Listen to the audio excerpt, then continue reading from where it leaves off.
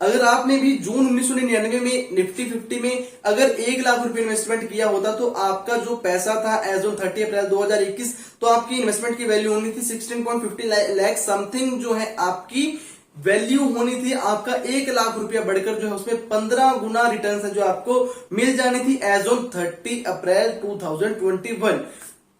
Nifty 50 के बारे में तो आप सब जानते होंगे। निफ्टी 50 एक इंडेक्स है एनएससी का, जिसमें जो है top 50 large cap companies listed है बाय मार्केट कैपिटलाइजेशन। और वहीं अगर हम पिछले लास्ट 1 ईयर की रिटर्न्स देखें निफ्टी 50 की, तो 49.89% की रिटर्न्स है जो 1 ईयर में जो है निफ्टी 50 ने डिलीवर की हैं।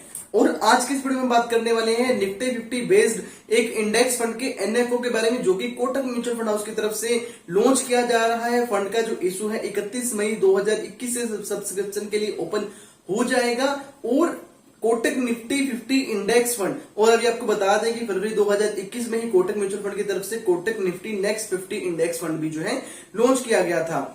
उसके बारे में भी हमने बताया हो, अगर आप वो भी चेक करना चाहते हैं, फंड के बारे में जानना चाहते हैं, तो आप हमारे यूट्यूब चैनल पर जाकर जो है चेक कर सकते हैं। तो चलिए जानते हैं आज के इस वीडियो में कि निफ्टी 50 इंडेक्स फंड में अब भी इस टाइम इन्वेस्टमेंट करना बेनिफिटेड रहेगा या नहीं रहेगा, क्योंकि जो हर एक इन्वेस्टर्स को लग रही है कि जो मार्केट है वो ओवर वैल्यूड हो गई है। तो ऐसे में जो इन्वेस्टर्स है थोड़ा परहेज कर रहे हैं डायरेक्टली इक्विटी में इन्वेस्टमेंट करने से, कि कहीं अगर मार्केट में थोड़ी बहुत करेक्शन हुई तो उनका पैसा जो है इन्वेस्टमेंट है वो डाउन ना हो जाए। बट वहीं मॉर्गन स्टैनली का जो टारगेट है सेंसेक्स का बाय दिसंबर 2021, वो 61,000 का टारगेट है जो मॉर्गन स्टैनली ने दिया हुआ है।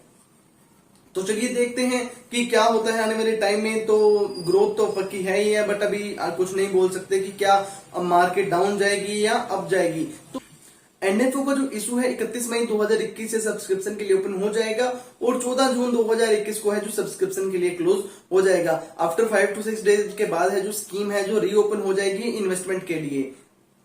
स्कीम के जो फंड मैनेजर होंगे मिस्टर अभिषेक बिसेन जी, देवेंद्र सिंगल जी और सतीश दोंडापति जी इस स्कीम के फंड मैनेजर होंगे।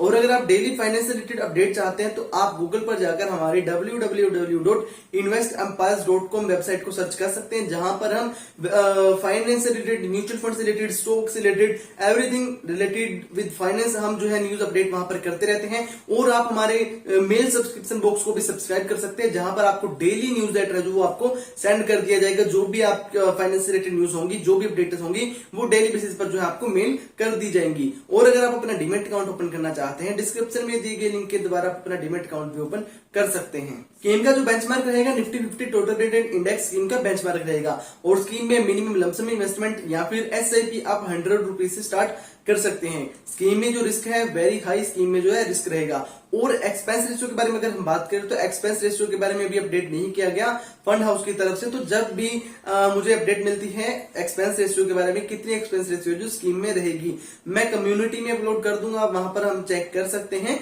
और वैसे आपको बता दूं कि जो एक्सपेंस रेशियो रहेगा इंडेक्स फंड में, वो comparing to actively manage fund के हिसाब से जो है कम ही रहता है। स्कीम की ज्यादा जानकारी के लिए मैं स्कीम के इन्फॉर्मेशन डॉक्यूमेंट और प्रेजेंटेशन का लिंक है जो डिस्क्रिप्शन में दे दूंगा, आप एक बार उनको भी जरूर रीड कर सकते हैं। तो अगर हम थोड़ी सी निफ्टी 50 इंडेक्स फंड की तरफ निगाह करें तो निफ्टी 50 इंडेक्स है जो एक वेल डिवर्सिफाइड इंडेक्स है with allocation in 30 sectors. There are top 50 companies listed in index by market capitalization, अब captures approximately 66% of NSC float adjusted market capitalization. The index rebalances semi-annually to capture current trends in the economy. The index has delivered 49.89% in last 1 year. तो 49.89% की returns है जो index ने last year में जो है deliver की हैं, और सेमी एनुअली है जो इंडेक्स को जो है रीबैलेंस किया जाता है।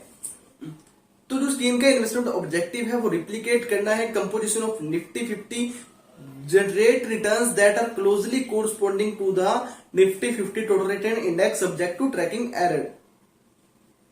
तो जो स्कीम का इन्वेस्टमेंट ऑब्जेक्टिव है वो निफ्टी 50 में जो कंपोजिट हैं, जो स्टॉक्स लिस्टेड हैं, उनको ट्रैक करके जो है रिटर्न्स जनरेट करना, इंडेक्स को ट्रैक करके रिटर्न्स जनरेट करना स्कीम का इन्वेस्टमेंट ऑब्जेक्टिव है सब्जेक्ट टू ट्रैकिंग एरर।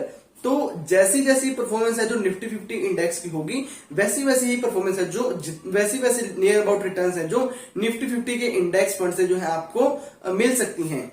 तो अगर हम बात करें कि निफ्टी 50 के इंडेक्स फंड में ही क्यों इन्वेस्टमेंट करना चाहिए, देखिए अगर आप एक बिगिनर हैं तो आपके लिए ये फंड, इस टाइप के इंडेक्स फंड है जो निफ्टी 50 बेस्ड इंडेक्स फंड है, ये आपके लिए अच्छे साबित हो सकते हैं। क्योंकि जो इंडेक्स में स्टॉक्स लिस्टेड है, कंपोजिट लिस्टेड है, वो बहुत ही लार्ज कैप कंपनीज के स्टॉक्स हैं जो लिस्टेड है, उन स्टॉक्स को जो है इंडेक्स ट्रैक करता है और इजी टू अंडरस्टैंड, आसानी से समझ भी आ जाता है क्योंकि हर एक इन्वेस्टर्स को पता होता है, आसानी से समझ आ जाता है कि जो टॉप 50 कंपनीज हैं, लार्ज कैप कंपनीज हैं, वो इस इंडेक्स में लिस्टेड हैं और पोटेंशियल परफॉर्मेंस है इस इंडेक्स की। इसलिए भी स्कीम में इस इंडेक्स को इन्वेस्टमेंट करना एक मायने रखता है कि इन्वेस्टमेंट की जाए अच्छी रिटर्न्स के लिए, लो रिस्क के लिए।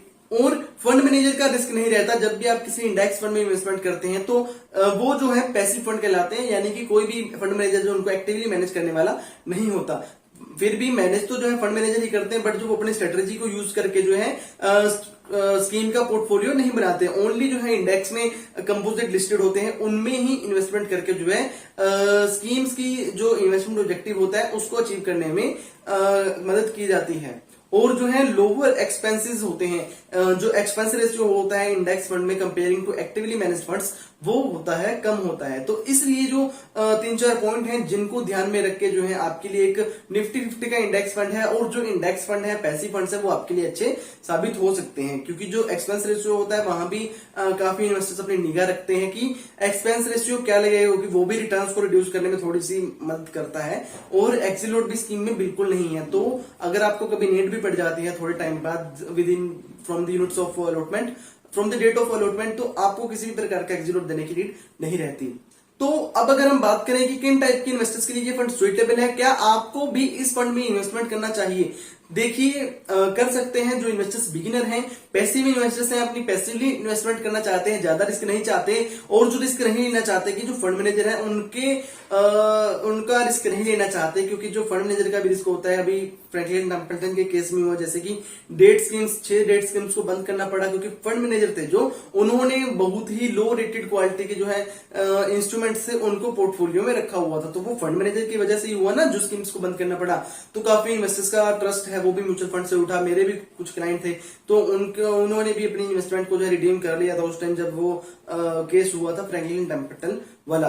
तो कोई भी रिस्क नहीं रहता जब इंडेक्स फंड में हम इन्वेस्टमेंट करते हैं, क्योंकि जो एक पैसिव फंड्स होते हैं ओनली इंडेक्स को ट्रैक करके ही जो इन्वेस्टमेंट की जाती है फंड में। तो आप इन्वेस्टमेंट कर सकते हैं अगर आप एक न्यूली इन्वेस्टर हैं और पैसिवली इन्वेस्टमेंट करना चाहते हैं, अच्छी रिटर्न्स चाहते हैं और टॉप 50 लार्ज कैप कंपनीज के स्टॉक्स में इन्वेस्टमेंट करना चाहते हैं, तो आपके लिए ये फंड सुइटेबल है। क्योंकि अगर आप निफ्टी 50 के हर एक स्टॉक में इन्वेस्टमेंट करने चले जाएंगे तो आपका जो पोर्टफोलियो है 50 स्टॉक्स का बन जाएगा, और फिर भी ऐसे में आपको समझ नहीं आएगी कि कौन सा स्टॉक बेटर है। ये नहीं है कि निफ्टी 50 में सारे ही स्टॉक अच्छी परफॉर्मेंस करते हैं डेली, ऐसा नहीं होता। फिर भी अगर आप इसमें इन्वेस्टमेंट करते हैं इंडेक्स फंड में, तो आपको जो है रिटर्न्स वैसे ही मिलेंगी जैसे निफ्टी 50 का इंडेक्स है जो परफॉर्मेंस कर रहा है। तो इसलिए अगर आप इन्वेस्टमेंट करना चाहते हैं तो आप इंडेक्स फंड में, इस निफ्टी 50 इंडेक्स फंड में इन्वेस्टमेंट कर सकते हैं। मैं ये नहीं कहता कि कोटक के निफ्टी 50 इंडेक्स फंड में ही आप इन्वेस्टमेंट कीजिए, और भी निफ्टी 50 इंडेक्स फंड है, 45 म्यूचुअल फंड हाउसेज जो मार्केट में है, उनके भी निफ्टी 50 इंडेक्स फंड जो है मार्केट में है, आप उनको चूज कर सकते हैं। अपने फाइनेंशियल एडवाइजर से सलाह ले सकते हैं, उनके कहने पर जो है इन्वेस्टमेंट कर सकते हैं। बात करूंगा यहाँ पर, अगर वीडियो में दी गई इन्फॉर्मेशन आपको अच्छी लगी प्लीज वीडियो को लाइक कर दीजिए और चैनल को सब्सक्राइब कर दीजिए।